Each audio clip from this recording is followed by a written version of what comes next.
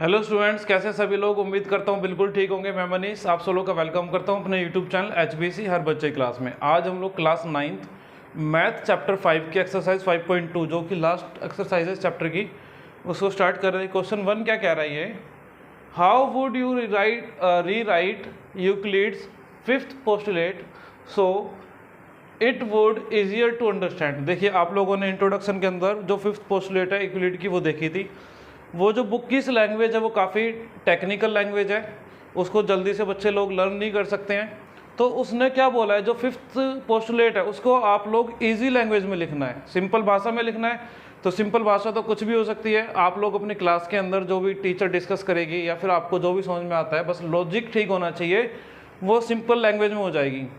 तो फिर भी हम लोग कोशिश करते हैं कि इसको और सिंपल लैंग्वेज के अंदर लिखें। तो पहले मतलब समझते हैं कि जो पांचवी पोस्टुलेट थी वो क्या कहती थी। जो फिफ्थ पोस्टुलेट थी यूक्लिड की वो कहती थी कि अगर दो स्ट्रेट लाइंस हैं, लाइक ये हो जाएगा AB और ये हो जाएगा XY, अगर इनको कोई तीसरी स्ट्रेट लाइन, उसका भी नाम हम लोग देते हैं MN, ठीक है।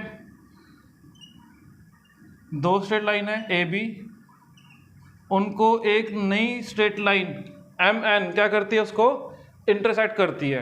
तो अंदर बनेंगे इंटीरियर एंगल। इंटीरियर एंगल क्या होते हैं, जो अंदर की तरफ बनते हैं, लाइक ये एंगल हो गया, ये एंगल हो गया, ये एंगल हो गया और ये एंगल हो गया, है ना।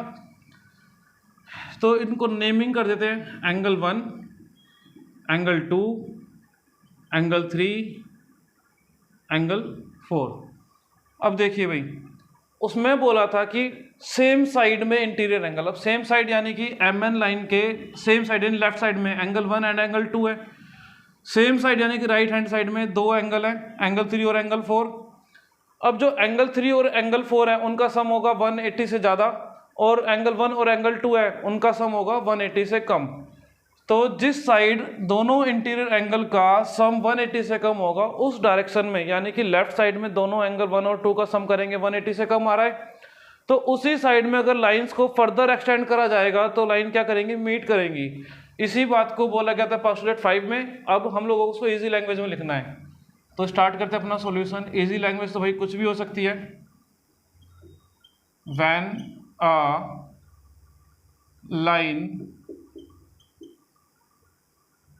कट, कट के लिए आप लोग इंटरसेक्ट वर्ड भी यूज कर सकते हैं।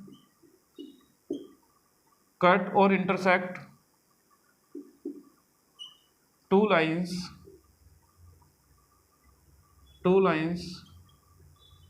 comma where the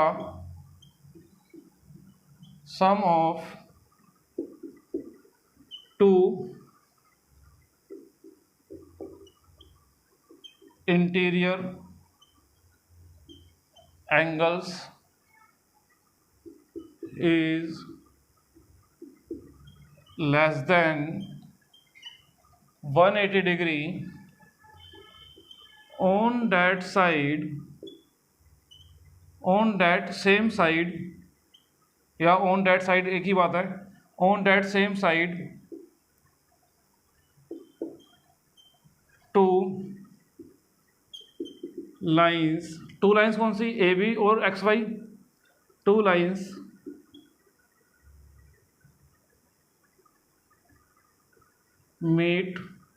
can meet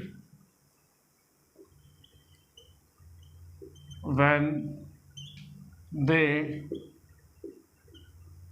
produced further मतलब आगे।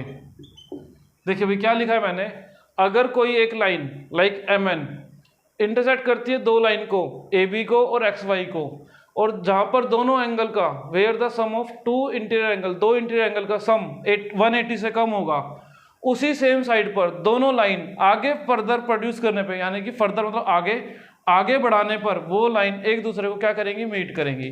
इजी लैंग्वेज में लिख दिया है।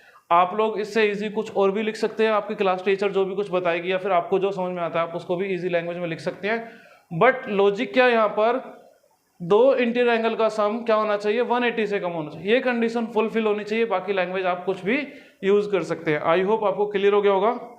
इसका आप चाहे तो स्क्रीनशॉट ले सकते हैं। चलिए भाई, ये क्वेश्चन 1 कंप्लीट होता है। मिलते हैं नेक्स्ट क्वेश्चन के अंदर, तब तक के लिए बाय बाय, टेक केयर।